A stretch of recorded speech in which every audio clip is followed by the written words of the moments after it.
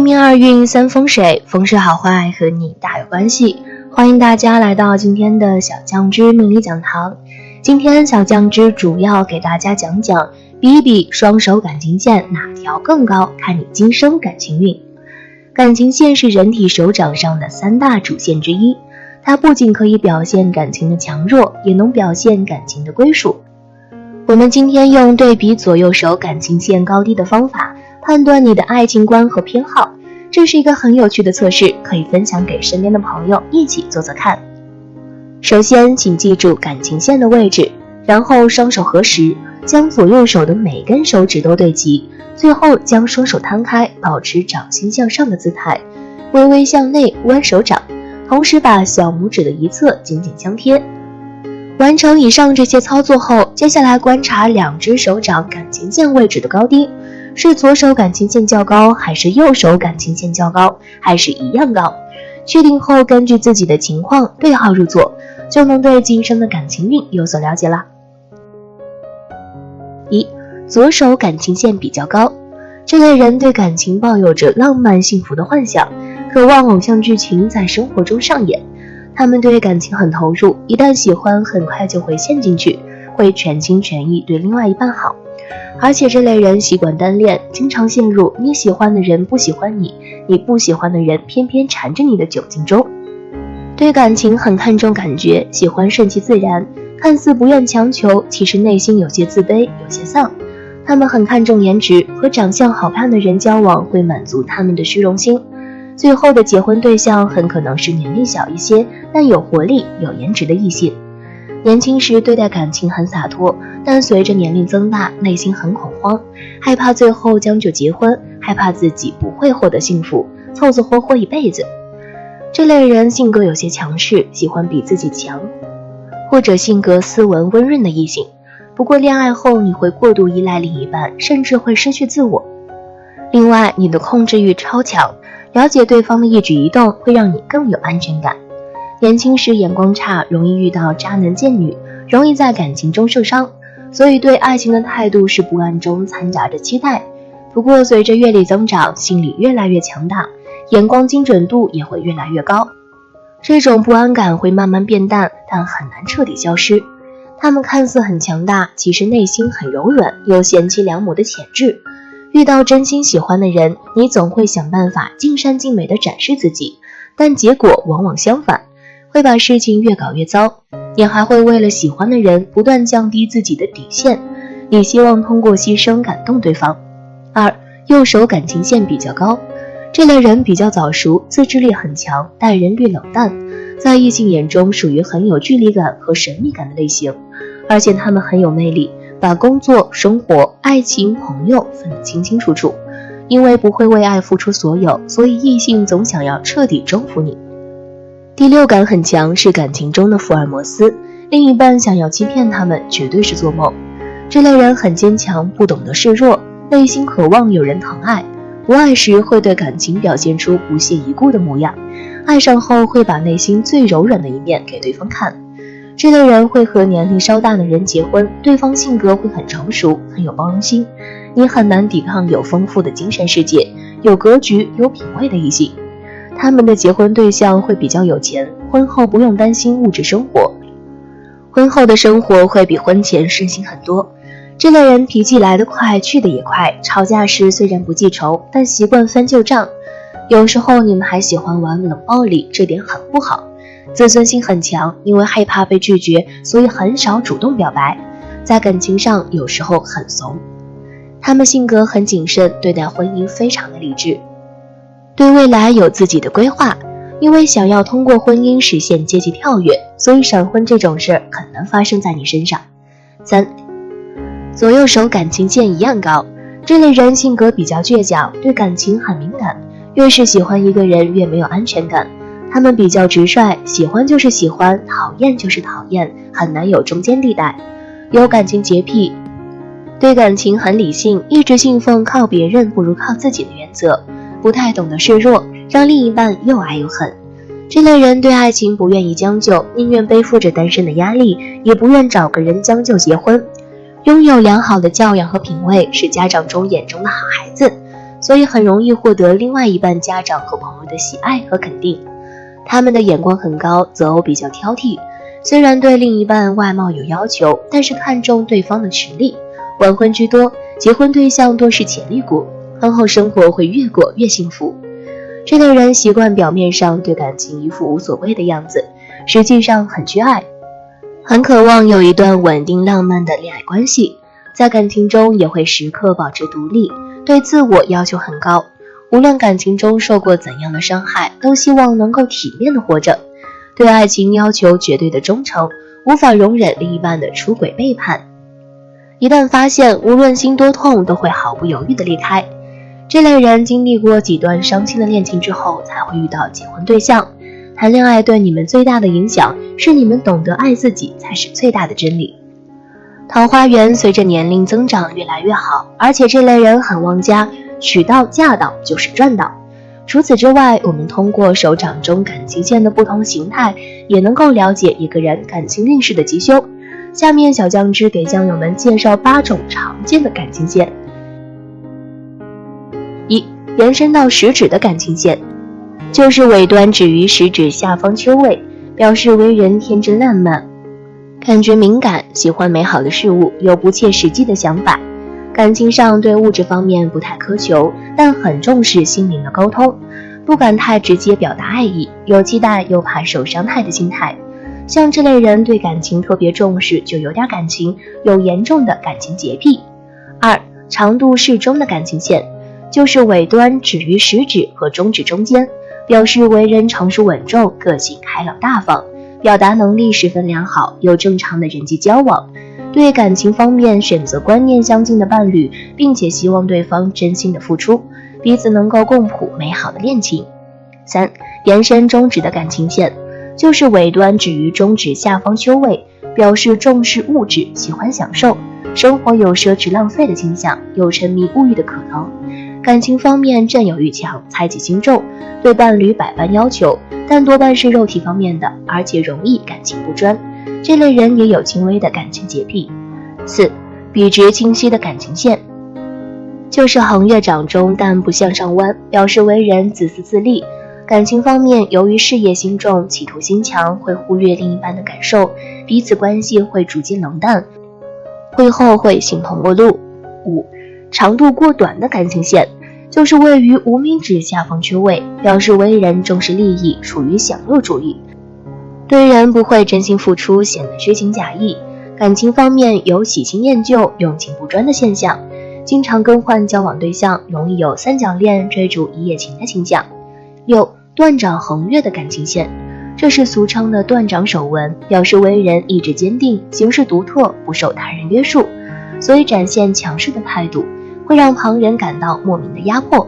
感情上容易固执己见，坚持理想原则，身段无法柔软，往往有自寻烦恼的现象。这类人往往会有些神经质。7. 波浪形状的感情线，表示为人木讷，老实憨厚，很好拜托请求，人际还算不错，但感情方面不懂得浪漫情调，常常误解风情，让对方不知所措，彼此的步调不搭嘎，因此很难维持稳定，需要激起爱情的火花，否则感情无法长久。8. 尾端下弯的感情线，表示为人充满自信，很有见地，愿意为他人牺牲奉献，感情方面会显得稍微吃亏一点，因为心肠太软的关系，很容易相信对方的谎言，而有被欺骗上当的现象，导致感情路有坎坷挫折。在80年代曾经的农村，人们的穿着打扮都比较保守，假如谁家媳妇儿敢穿短裤或者短裙在村里行走，那肯定是会被人笑话的。假如在男尊女卑的社会里，女性更是包裹严实，所以人们在娶媳妇儿的时候只能看到女方脸部的长相，所以也只能通过脸部来判断一个女性的性情了。有句农村俗语说，娶妻先看口，嫁汉先看手，这句话是什么意思？到底有没有道理呢？下面就一起来看看吧。1. 娶妻先看口。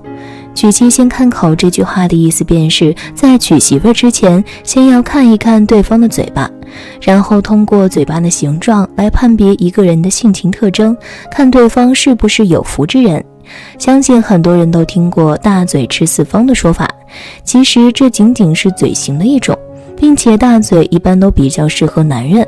假如女性长着一张大嘴，往往是会影响美观的。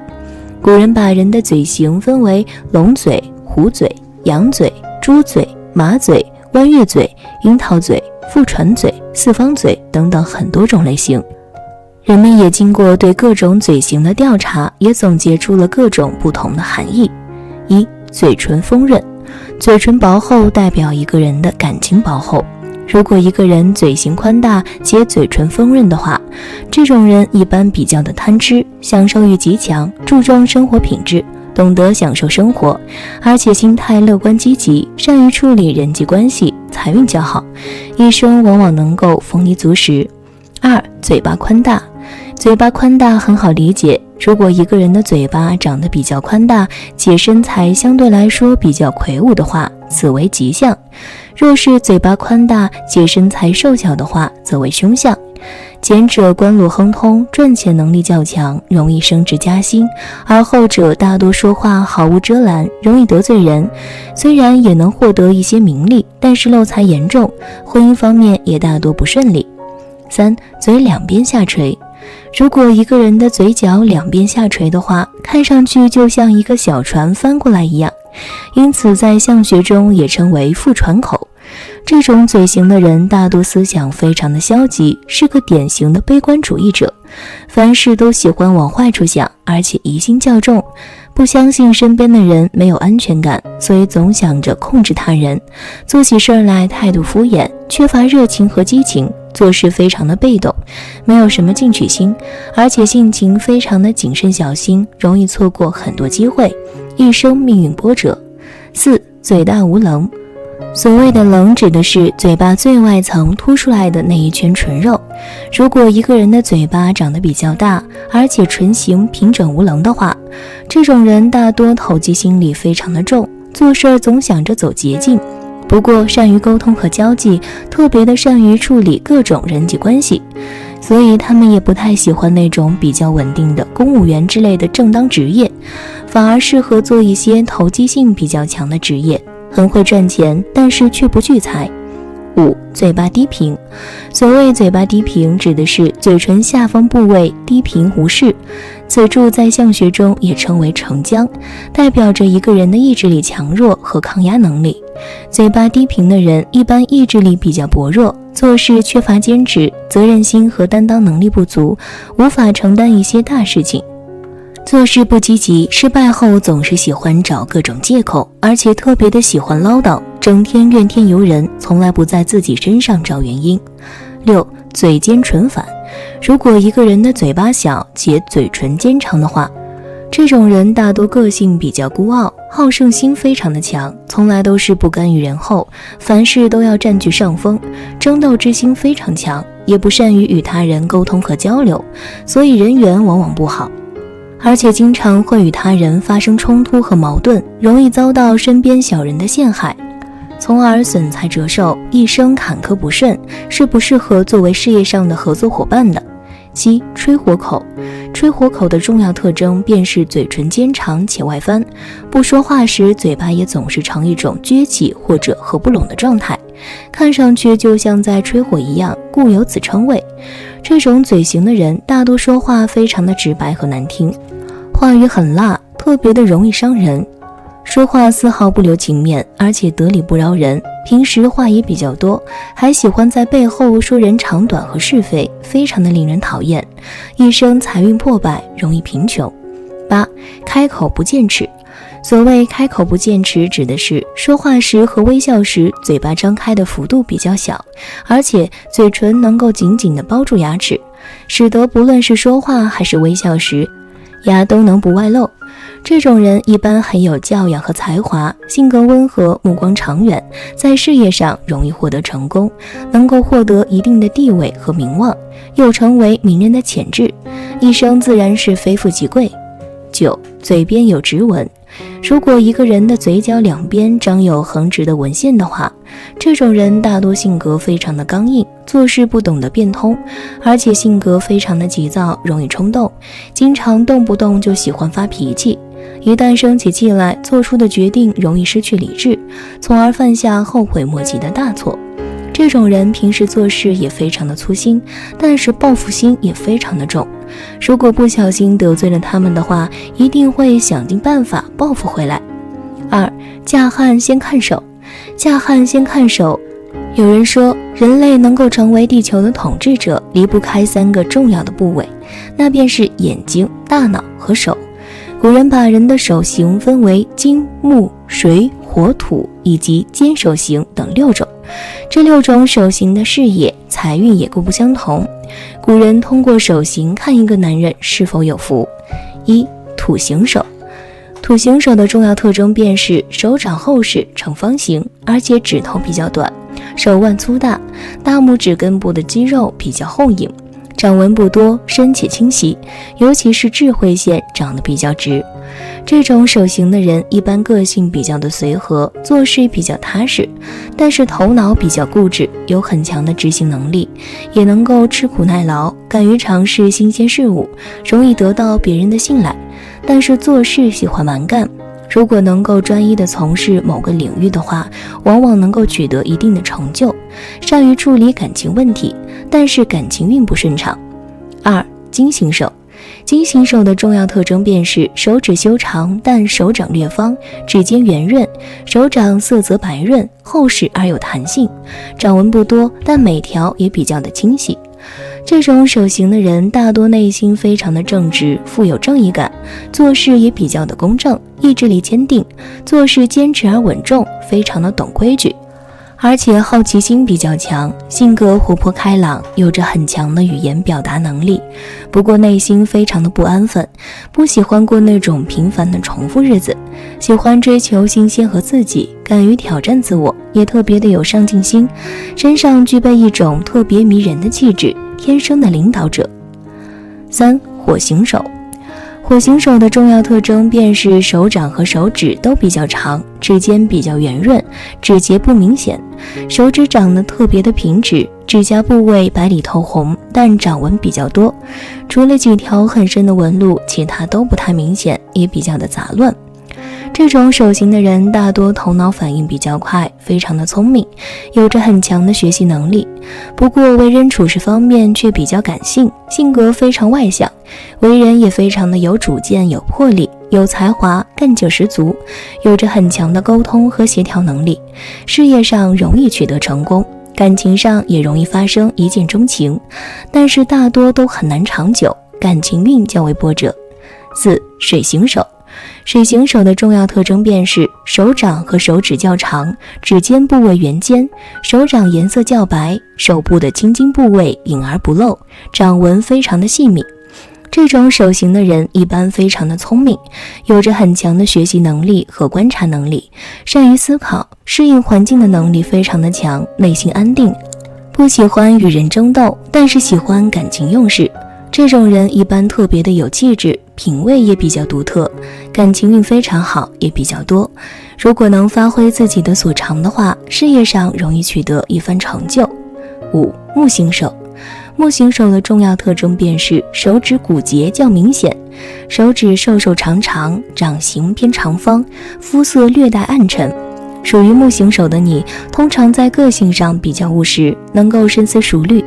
他的头脑冷静，富有判断力及研究精神，求知欲旺盛，对于物质生活的需求比较不重视，有成为学者和研究人员的倾向，所以又称为学者手。他们虽然看起来令人敬畏，但其实内心温暖仁慈，有博爱精神。他们通常会散发着文艺气质，具有审美观，平时会为人处事喜欢亲力亲为，不假手他人，本身个性比较一丝不苟，也因此会比较重视小细节的事情。6. 尖型手。手指和手掌的特征掺杂了2种以上的五行属性，很难明确的分辨。如果是混合型的手，就兼有那些五行的优点和缺点。如果刚好是相克的五行组合，如混合了金木、木土、土水、水火、火金的手型，就会出现不稳定或者双重人格的矛盾倾向。混合了3种以上的手型，则容易见异思迁，缺乏主见。通常混合型的手都比较的聪明，适应力强，警觉性高。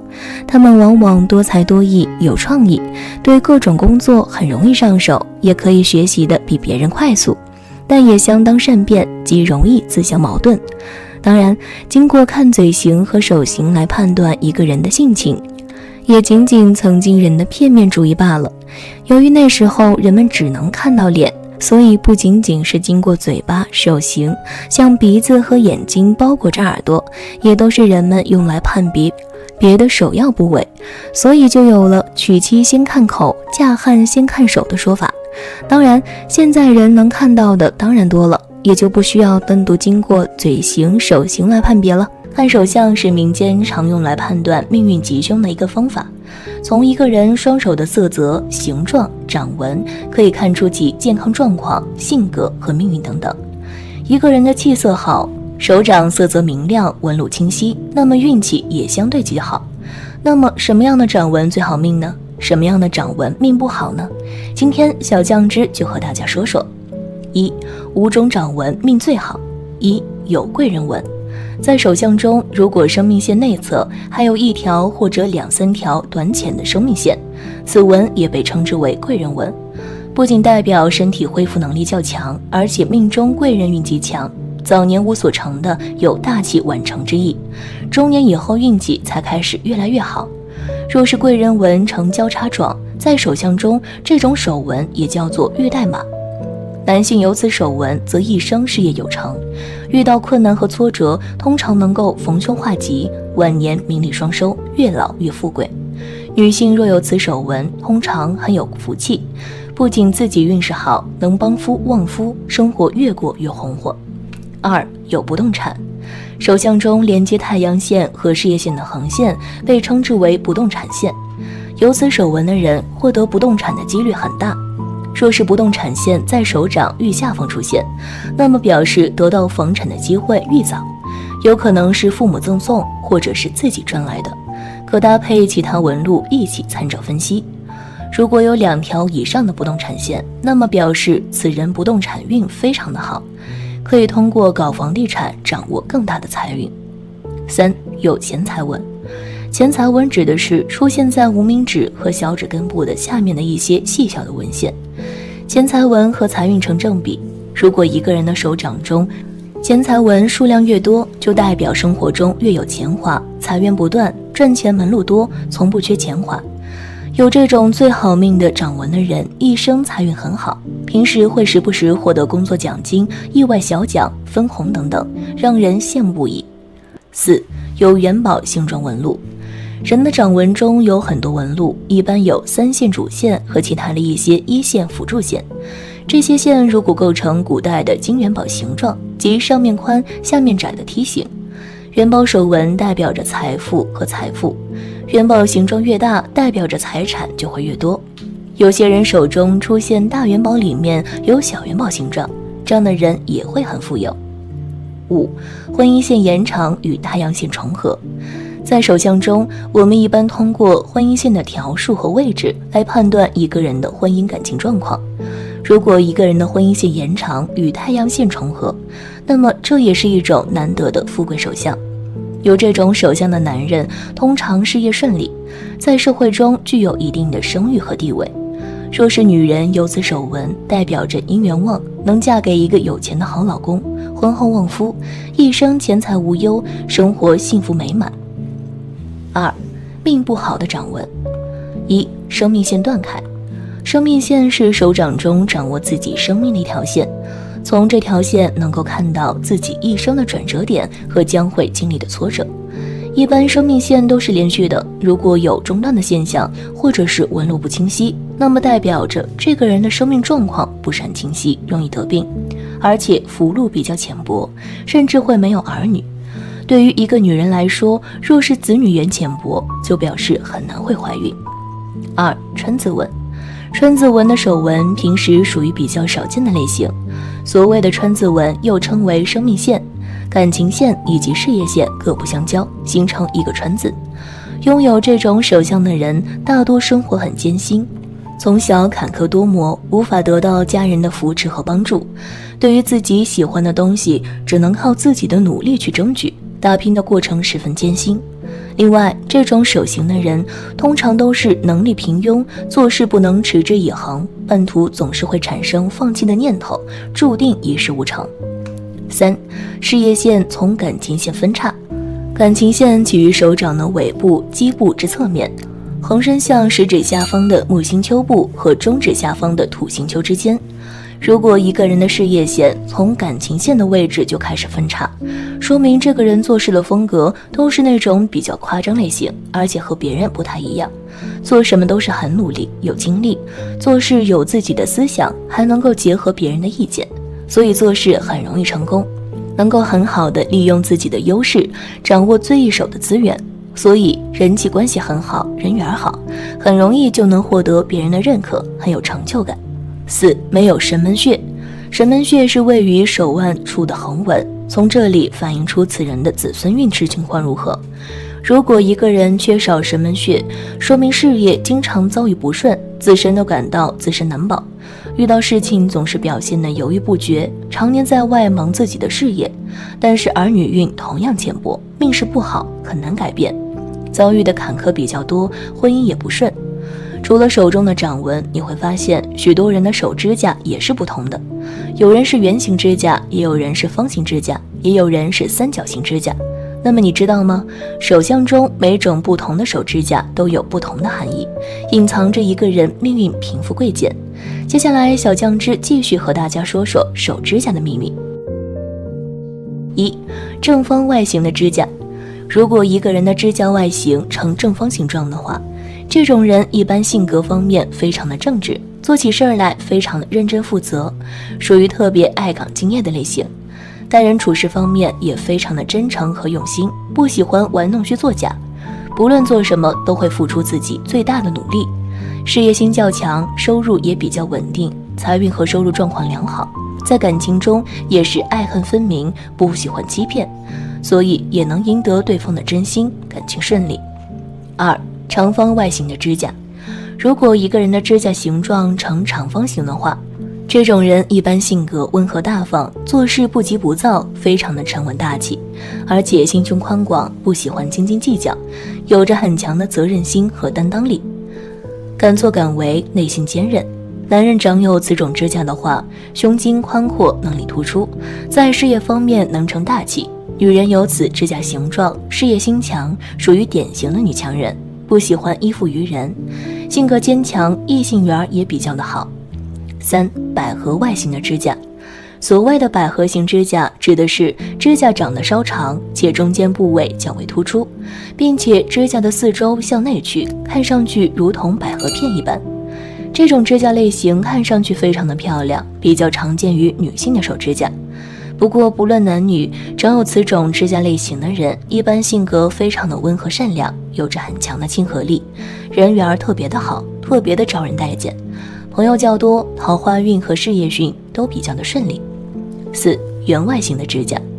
如果一个人指甲形状呈圆形的话，这种人一般头脑非常的聪明，反应比较快，处事也特别的灵活多变，有着很强的变通能力，为人处事不死板，而且性格温厚，不喜欢争强好胜，属于那种踏踏实实做事的人，而且态度非常的踏实稳重，也特别的会照顾人。婚后非常懂得体贴和关心自己的另一半，家庭责任感比较重，婚后也比较顾家，感情稳定，家庭和睦。5. 扇外形指甲。所谓的扇贝型指甲，指的是指甲的形状下窄上宽，但指端部位呈圆弧形状。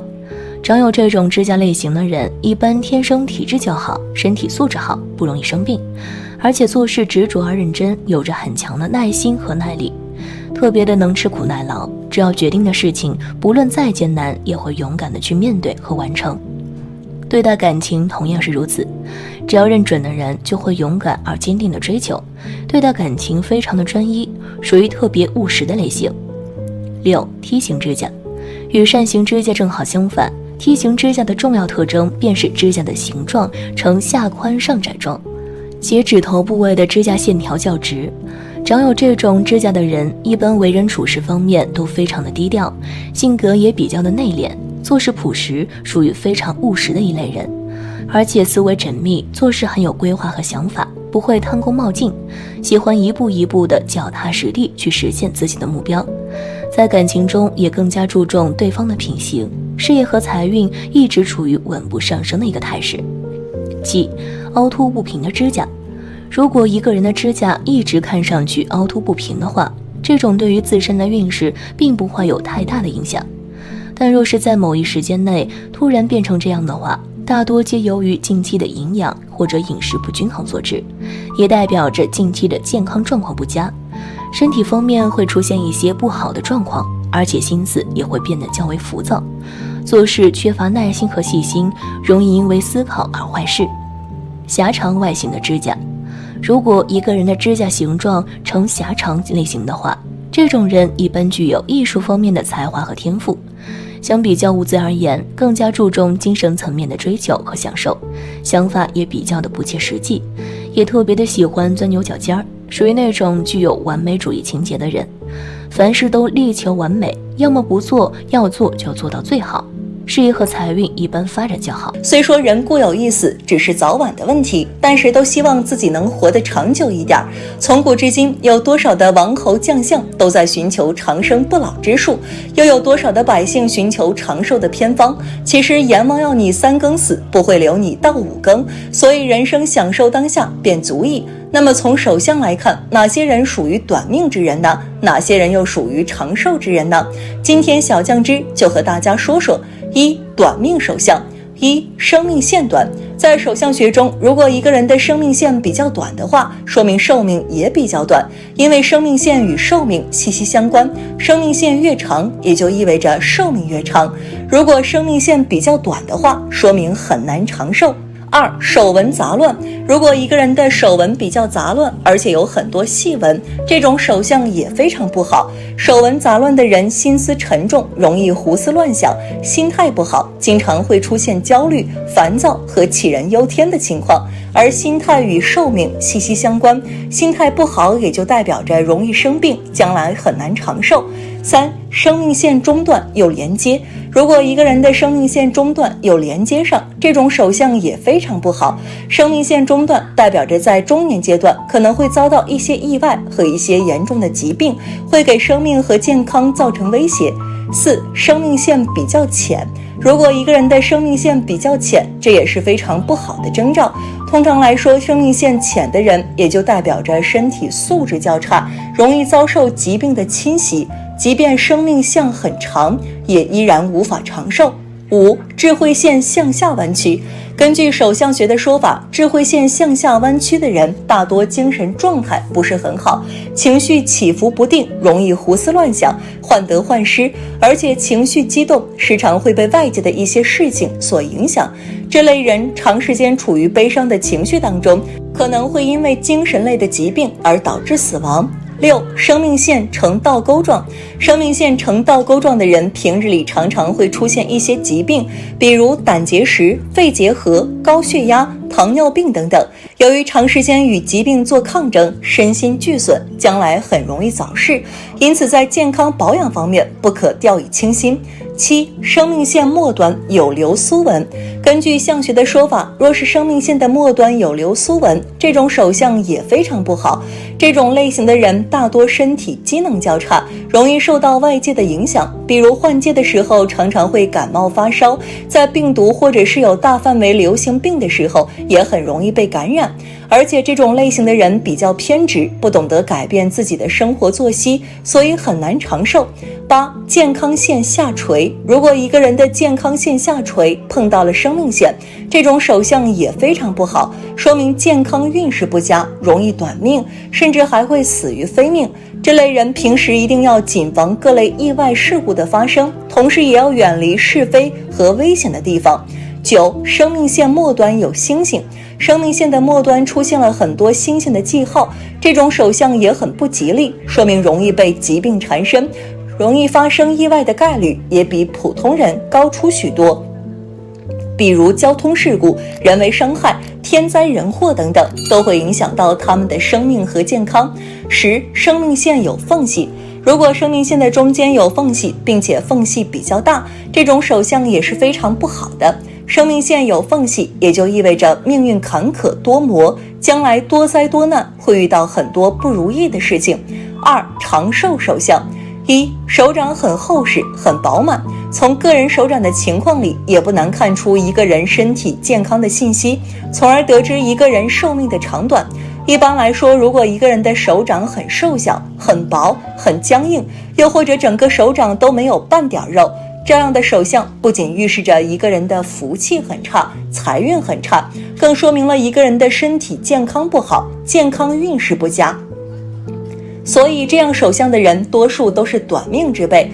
但如果一个人的手相很饱满、很厚实，手相非常的有肉，这样的手掌说明了你很有福气之余，也说明你个人的寿命很长，身体健康。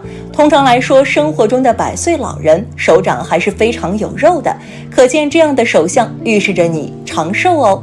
2. 手掌丰满红润。手掌丰满红润是十分好的一个手相特征。相对的，有些人的手色则暗淡无光，常常呈现干瘪状。手相丰满红润则是大富大贵之相。即便这种人从一开始的出身并不佳，但大富大贵终究能够通过自己的双手创造得到。相反，手掌干瘪暗淡的人会经历较多的灾难，晚年还会病痛缠身，惶惶不可终日。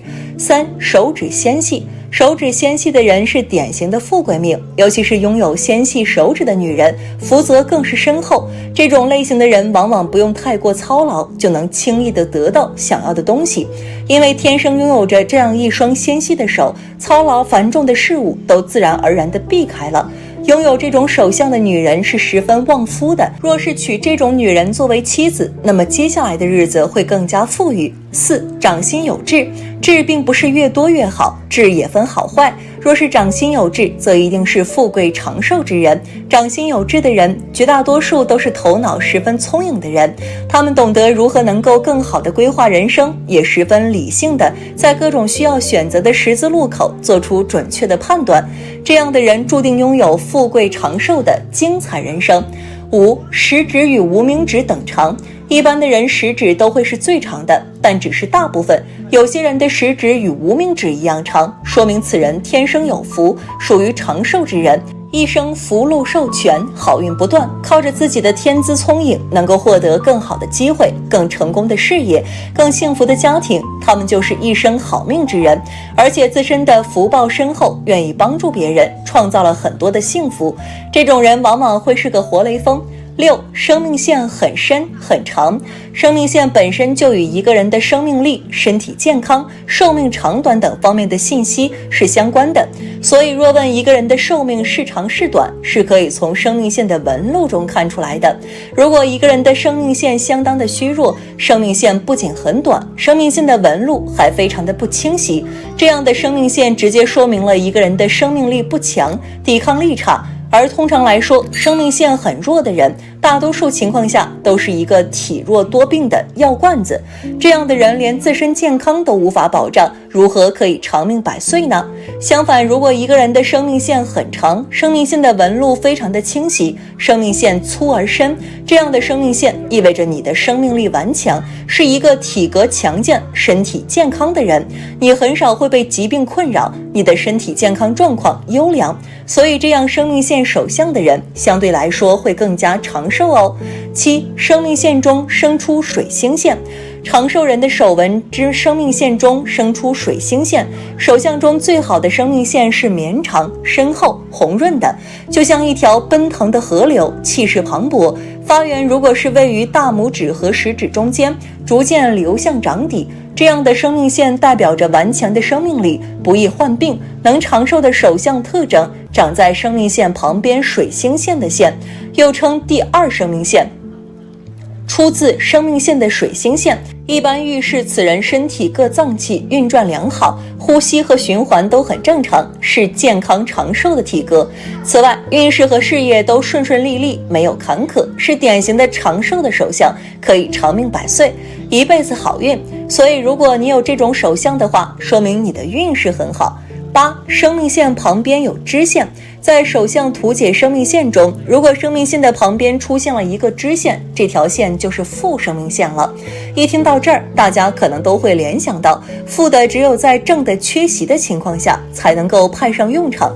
其实就跟这性质差不多，负生命线就在生命线出现变化，自己遭遇不测的时候，负生命线就担负起保护主人的重任，让他在危险中脱身。这样的人总是会比别人幸运一些，所以只要他们自己不作死，活到长命百岁也是没有问题的。每个人活多久都是有命数的，如果一味的纠结能活多久，反而是种痛苦。人生在世，活一天就要精彩一天，这样也不枉来人间一趟。好了，今天的分享到这里就结束了，希望大家能够喜欢，记得给小酱汁点点关注和小铃铛，小酱汁会继续给大家分享更多有趣的命理内容，我们下期再见。